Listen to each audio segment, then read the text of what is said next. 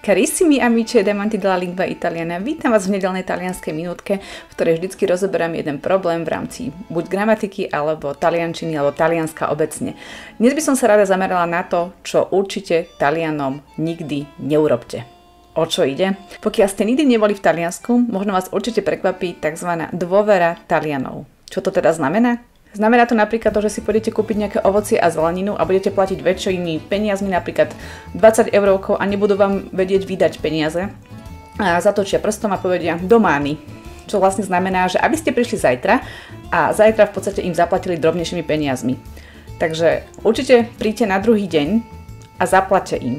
Pretože ja som už zažila situáciu takú, poznal som jednu slečnu, ktorej sa toto tiež stalo a ktorá v podstate sa tam týždeň neukázala a potom vlastne po týždni prišla a tvárila sa, že nič. A toto je veľmi zlé a určite to proste neurobte, pretože sa takto v očiach Talianov úplne zdiskreditujete. Strátia voči vám dôveru. Taliani dokážu byť veľmi príjemný národ a veľmi dôverčivý. Chcú vám ukázať, že OK, že cíť sa tu ako doma, familiárne.